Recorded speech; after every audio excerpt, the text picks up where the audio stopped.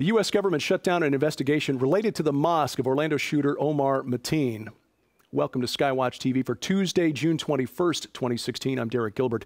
The Department of Homeland Security was looking into an Islamic network that originated in India called Tablighi Jamaat. The Homeland Security investigation was quashed by the State Department. Apparently, the administration felt that it unfairly singled out Muslims. But the question, I think, for us Americans is, what is Tablighi Jamaat and why should we be concerned about it?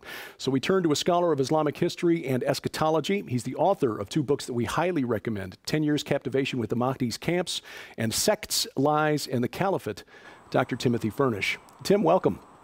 Hi, Derek. You wrote a piece for an online encyclopedia related to the Islamic world about Tablighi Jamaat. What is this group? It is probably the world's largest sort of Islamic evangelism group. It comes out of the subcontinent, comes out of India. It was started actually in the early 20th century, I guess you could say, by a fellow that was born in the 19th century under British rule, Muslim cleric and thinker called Muhammad Ilyas. And it's somewhat similar. Some folks, whether you're Catholic or not, may be aware of the group in the Catholic Church called Opus Dei, which is an organization that's led by lay people, and it's really aimed at sort of getting Catholics to be better Christians, better Catholic Christians, and also, you know, sort of incidentally converting people. But it's primarily aimed at, it's sort of an in-house organization. Tablighi Jamaat is very similar to that. It has tens of millions of followers. Some people say as many as 80 million. And it basically is a group that initially started out, again, in really around sort of World War II and shortly thereafter, a little bit before actually when the British still ruled India. The idea was that Muslims are being converted in India, and remember, people may not know that about 10-12% of the population in India is Muslim. And this, of course, also was before Pakistan had split off, so it was an even larger percentage, Pakistan and Bangladesh, I should say.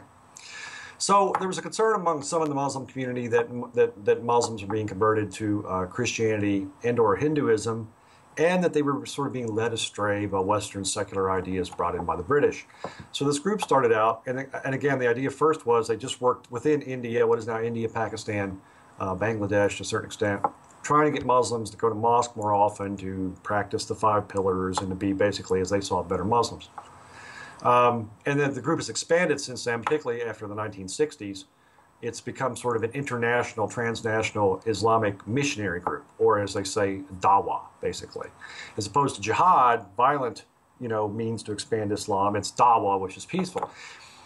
It is a peaceful group, but it's very problematic in that it's very, very conservative. I don't know if I'd quite say fundamentalist. I'm never quite sure how to define fundamentalist over against conservative. But it teaches, for instance, strict emulation of Muhammad, the founder of Islam, in everything. I mean, from brushing your teeth to how you perform the ritual ablutions before prayer to how you live your life.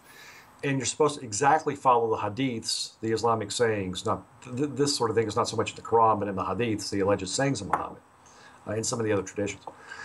So what happens, though, when you start teaching that to people? And people learn, well, Muhammad also led armies in battle. Muhammad also ordered opponents beheaded. Muhammad sometimes ordered opponents tortured. Muhammad had 11 wives, one of whom was 6 years old. So if you're going to take that on to its logical extreme, some people are going to say, well, if I'm going to imitate the Prophet of Islam, I'm going to imitate him in everything, to include things like jihad. So that's what the group is. It sort of stays under the radar screen of a lot of governments, Muslim governments even, although a few have outlawed it. For the most part, it stays under the radar screen because it's apolitical. Unlike the Muslim Brotherhood or Hizb ut-Tahrir, which wants to bring back caliphate, or name some of the other groups, the Gulen movement, for instance. In fact, it's somewhat more similar actually to the Gulen movement, which you may get too much info here, but the Gulen movement is a Turkish movement led by an exiled Turkish leader who lives in Pennsylvania, called Fethullah Gulen, who runs the largest, next to the Catholic Church, runs the largest parochial school system in the world.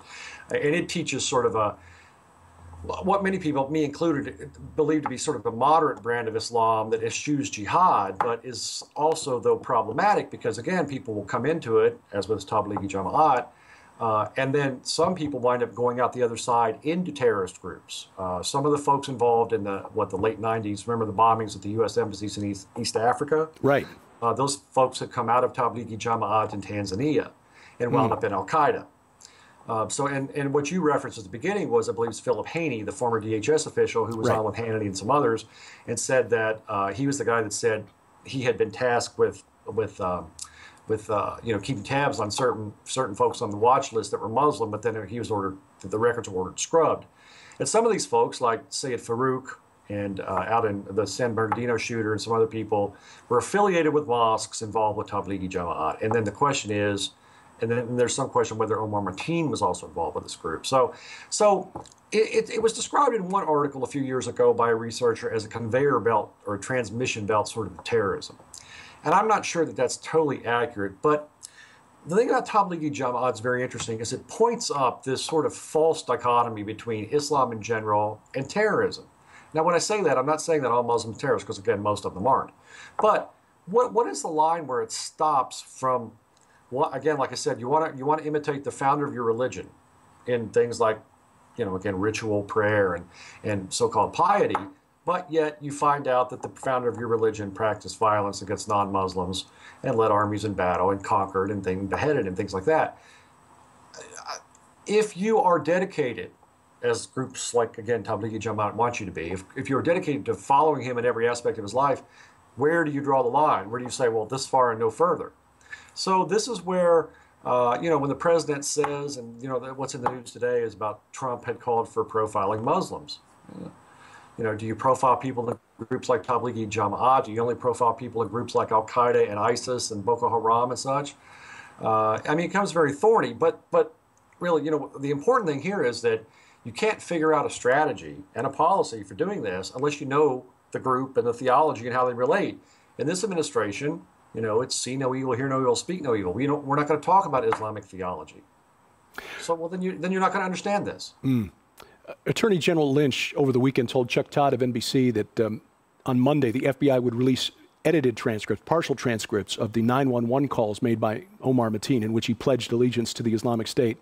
Her reasoning was that by releasing the full transcript, including his declaration of allegiance to ISIS, that we would be furthering his propaganda. What's your opinion of that? What is served by scrubbing the official record of references by people like Mateen to the Islamic State? Well, I think they're clearly putting it's all about guns and the NRA agenda ahead of reality. Because this has, look, first of all, it's silly because most Americans by now that have had a TV on in the last 2 weeks know that the man was shooting people, yelling Allahu Akbar, and that he called 9/11 and said, I'm doing this for ISIS. So, first of all, it's silly because most people already know this. So, secondly, if you go with the idea that some advance, that the president understands the threat, but he has given orders in his administration that we not alienate, Muslims either domestically or in foreign affairs. All you got to do is look at what's going on. How is that policy working? I mean, the CIA director just testified last week and undermined everything the president's been saying for 2 years. Okay, ISIS is on the move. It has dozens of affiliates across the Middle East and South Asia. It may have lost a little bit of territory in Syria, but it's doing fine otherwise. It's in Libya, it's across North Africa, it's in a number of Middle Eastern countries. And besides ISIS, remember, there are about 50 groups on the State Department terrorist list, and 70-some% of them, by my last count, are Muslim. So it's not just ISIS.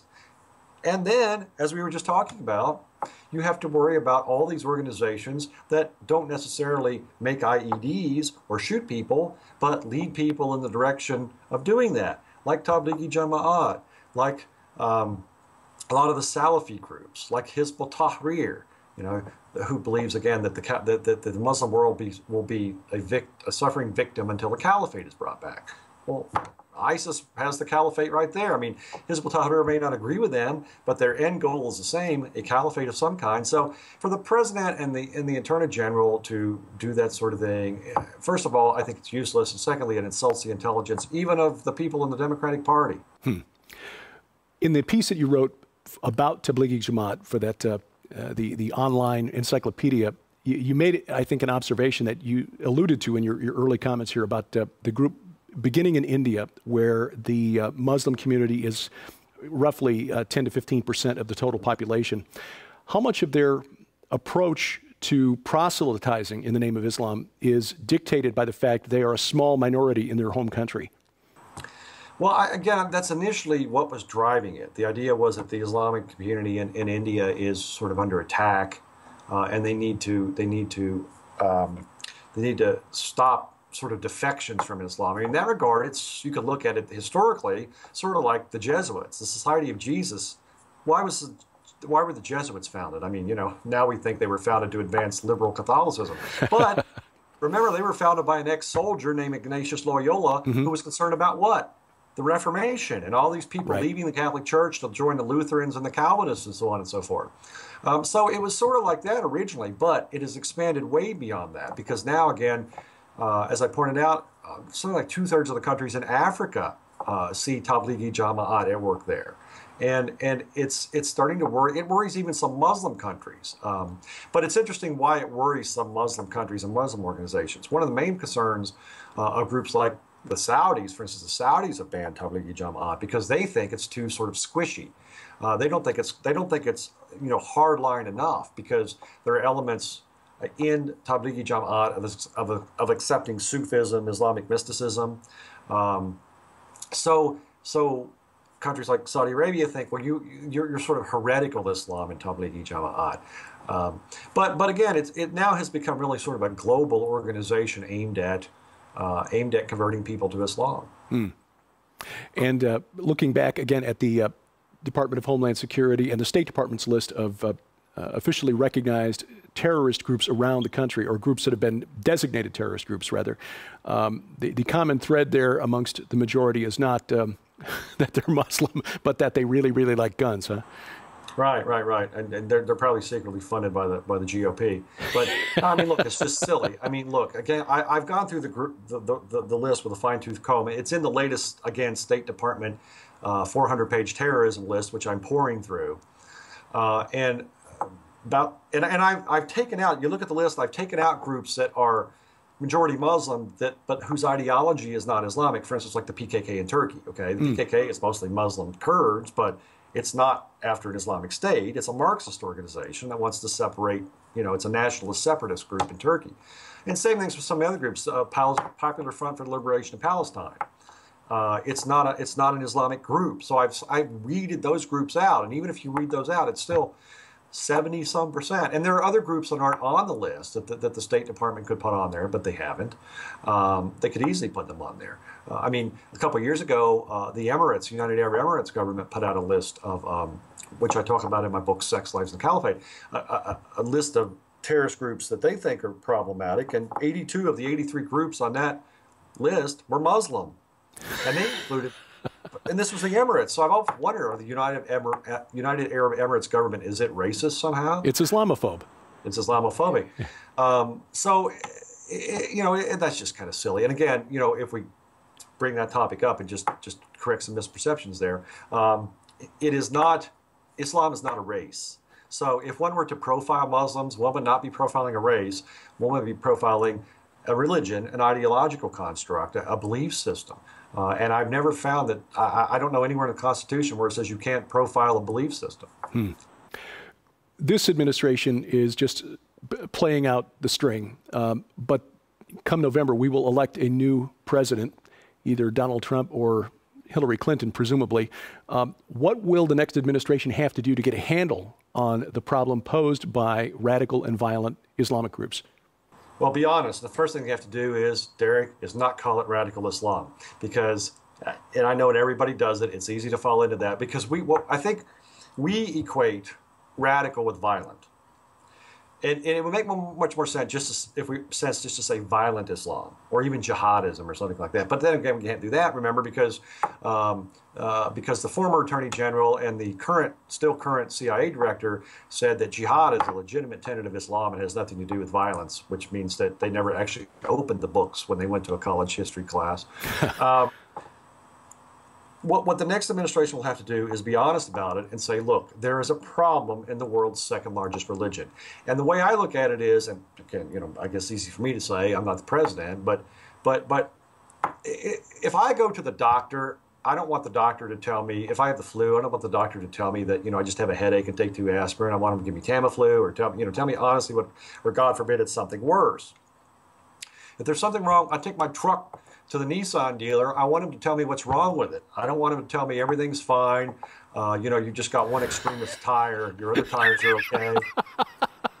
When the rubber's coming off of 3 of them or something. So, and perhaps those are imperfect analogies, but the point is, we are not doing our diplomatic friends in the Muslim world or the world's millions, 1.5 billion Muslims any favors by pretending that they don't have a problem, because they do have a problem. And ultimately, they're going to have to address it. It's not the Donald Trumps and the Dick Cheneys and the George Bushes of the world that cause those huge, large majorities, when you look at Pew data in the Muslim world, that say they support stoning, or they support killing people for apostasy, or they support killing homosexuals. Okay, huge majorities in Muslim countries. Okay, it's not extremist to have these beliefs in Islam; it's mainstream. And until we get an administration that's willing to, diplomatically but firmly challenge the Muslim world to deal with its own problematic nature, that's going to continue. I mean, al-Sisi is doing it in Egypt. We have Muslim leaders that are doing it. It's interesting that a Muslim leader of the largest Arab country, President al-Sisi of Egypt, has challenged the clerics at Al-Azhar in Cairo to say we need to do something because there's way too many terrorists in our midst. But the President of the United States won't dare to say something like that. And for context, Al-Azhar University in Cairo is the largest and most influential Islamic university. Sunni institution, yes. Dr. Timothy Furnish is the author of 10 Years Captivation with the Mahdi's Camps and Sects, Lies, and the Caliphate, both books that we highly recommend here at SkyWatch TV. Tim, thanks very much again for your time. Thank you, Derek. And Dr. Furnish's website is mahdiwatch.org. That's mahdiwatch.org. A couple of in-house notes as we wrap up today. The special offer that we had been promoting for weeks and weeks on the new book by Tom Horn and Chris Putnam, The Final Roman Emperor, the Islamic Antichrist, and the Vatican's Last Crusade, has ended, but you can still order the book and get the 5 interviews recorded for SkyWatch TV related to the book and to Steve Quayle's new DVD, True Legends, The Unholy See, and a DVD data disc, including much of the background research that Tom and Chris incorporated into the book, The Final Roman Emperor, the Islamic Antichrist, and the Vatican's Last Crusade. You'll find that listed at the SkyWatch TV store, skywatchtvstore.com. And again, we just ask your patience as we continue working to fill the orders that have come in for the book. The response has been almost overwhelming. And as I mentioned last week, we had to detail some of the warehouse crew for a few days to help bale hay for the ponies at Whispering Ponies Ranch while the weather was conducive. So they are working really hard to catch up, and we, again, appreciate your patience as you bear with us as we work to get all of those books and orders out. Also need to make you aware that this is the final week for the special offer, the special introductory offer for the new SkyWatch TV magazine. 5 years for the price of 3, plus the new book, I Predict What 12 Global Experts Believe You Will See by 2025. That includes chapters by best-selling authors like Joel Richardson, Carl Gallups, Tom Horn, Mark Biltz, Troy Anderson, Paul McGuire, and more. That book alone, a $20 value. That plus 5 years of SkyWatch TV magazine, basically for the price of 3 years. But that offer ends this Friday, June 24th. You'll find more information on how to order at the end of this program. And you still have time to submit your story for the special opportunity to be published by Defender Publishing. This is the No Fences writing contest inspired by Nita Horn's biography, No Fences, which is, of course, the story that inspired and led to Whispering Ponies Ranch. The deadline to enter is next Thursday, June 30th. Details, complete rules, available online at skywatchtv.com/nofences. This week on SkyWatch TV, Gary Stearman and Bob Ulrich, our friends from Prophecy Watchers, join us and give you a sneak preview of what you'll see at the Rocky Mountain International Prophecy Conference next month from Colorado Springs. Now, if you won't be there, you can bring the conference to you and watch the conference, essentially, in the comfort of your own home. 40 presentations available via live video stream, and again, a preview of what you can see on the live video stream on SkyWatch TV this week. You'll see it tonight, 4 different locations. That is including Coast to Coast on the Christian Television Network. Wednesday, the Cornerstone Network at 2:30 p.m., And then Saturday, the Victory Television Network and WCLF TV in the Tampa, St. Petersburg area. Again, you'll see a complete list of times and dates to watch SkyWatch TV posted at skywatchtv.com. Look for the link in the top menu bar that says Channels. We appreciate your support at SkyWatch TV. It's what helps us do what we do. And during the month of June, in honor of Father's Day, 2 books for Dad are our gift to you for your gift of any amount. While supplies last, The Fisherman's Guide to Life and The Man in the Mirror, Solving the Problems Men Face. We will send those to you for your donation of any amount in the U.S. and Canada. And to donate, log on to skywatchtv.com/donate. And of course, you can help us just with your mouse finger. Click like, click share, click subscribe, and spread the word around. And if you've got comments or questions for us, send them to me at dgilbert@skywatchtv.com. Thank you for watching as we keep watch.